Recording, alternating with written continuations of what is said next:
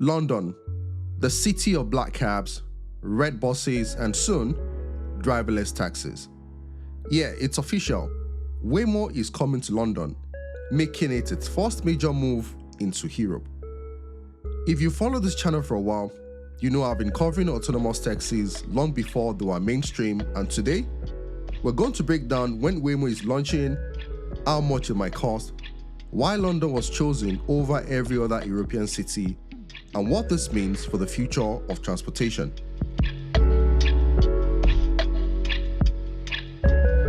Some time ago, I made a full documentary on autonomous taxis where I explored both the pros and the cons, safety, convenience, cost, and the very real reason about jobs and trust. As part of that documentary, I went to Phoenix, Arizona, one of Waymo's earliest markets, and interviewed people on the street who were already using Robotaxi to understand how they actually felt, not what companies claim, but what real passengers think. So have you taken any of the Waymo self-driving taxis before? I have.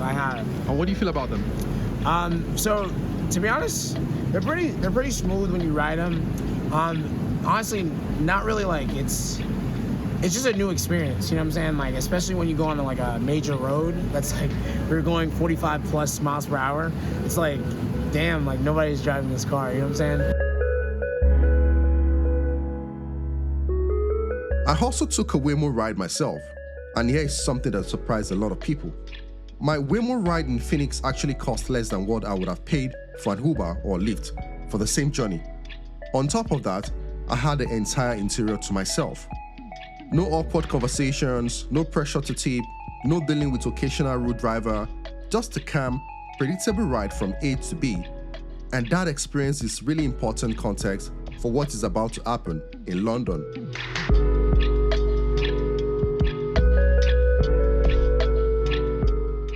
Waymo is not a startup experimenting with prototypes. It's Alphabet self-driving unit, originally born out of Google's autonomous vehicle project. This is one of the few companies on Earth running a real paid driverless taxi service at scale.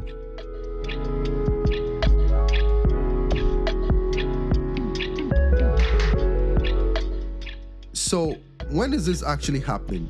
From 2025 to early 2006, Waymo vehicles continue mapping and testing London streets with safety drivers. Come to mid-2026, limited public pilot program, real passengers, but controlled access.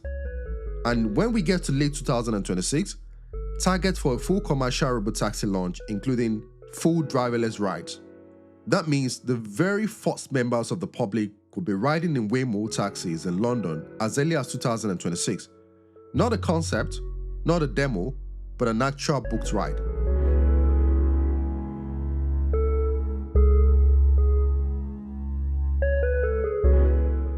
Picture this. You open the Waymo app, you book the ride, the car pulls up, no driver inside, you unlock it with your phone, you sit down, press the start ride, and boom, the car goes. If London rides feels anything like Phoenix, except quiet, smooth driving, no music argument, no attitude, no smart talks unless you want it.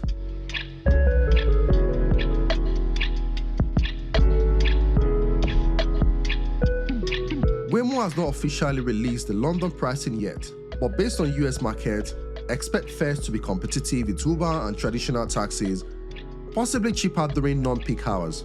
In Phoenix, my Waymo ride was cheaper than Uber or Lyft, and there was no tipping, no such surprises, and no driver-related issues.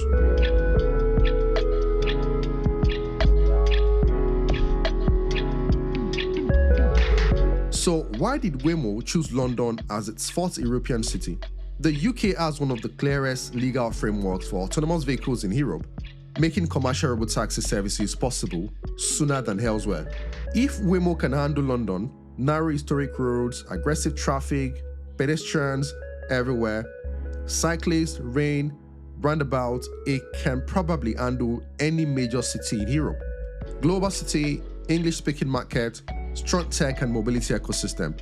London isn't just a city, it's a statement.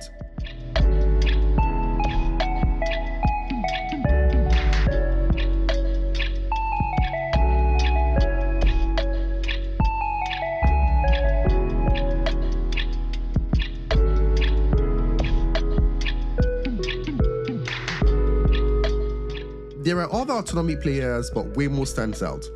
Waymo is conservative, safety first, and regulator friendly. Zoox is futuristic vehicles, limited rollout. Tesla, consumer cars, not dedicated robotaxi. Waymo is a boring choice, and the boring is exactly what government wants.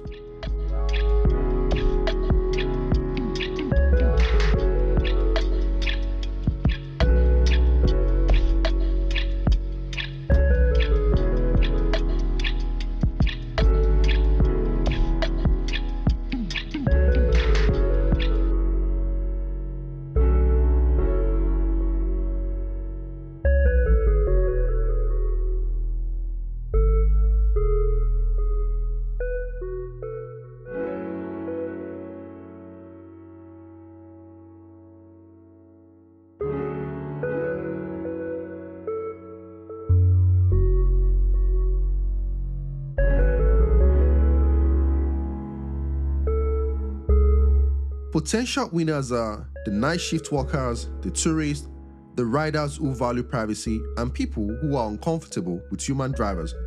And the potential losers are the traditional taxi drivers and the ride-hailing drivers during off-peak hours. These are the same debates I had during my Phoenix interviews, and they're about to get louder even in London. About them? Yeah, I don't trust self-driving cars. You don't trust them? That's just me. Like, you know, I don't know. People are saying it's safer than actually people who drive. Maybe because a lot of people here don't know. I don't know. But have you been on any of the Waymo cars before? Nah, man. I was trying to do it, but I just don't trust them. Waymo doesn't claim perfection, it does claim consistency. You have millions of autonomous rides, reduced human error risk, and conservative rollout strategy. The company avoids pushing tech where it is not ready, and that's exactly why rollout is slow.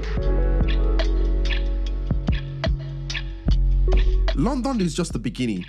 The strategy involves you have proven safety and public trust in London, they use the London as a regulatory blueprint, and expand into other dense European capitals. If London succeeds, the rest of Europe becomes much easier.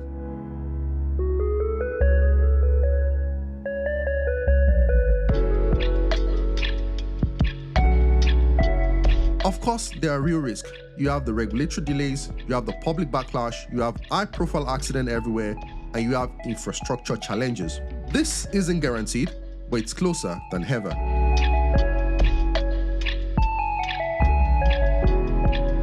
Let me know in the comment section if Waymo costs the same as Uber. Would you choose the Robotaxi? And when Waymo takes its first public passenger in London, I want to do exactly what I did in Phoenix. Ride in it myself and interview people on the street. If you want to see that, hit subscribe because the story is just getting started.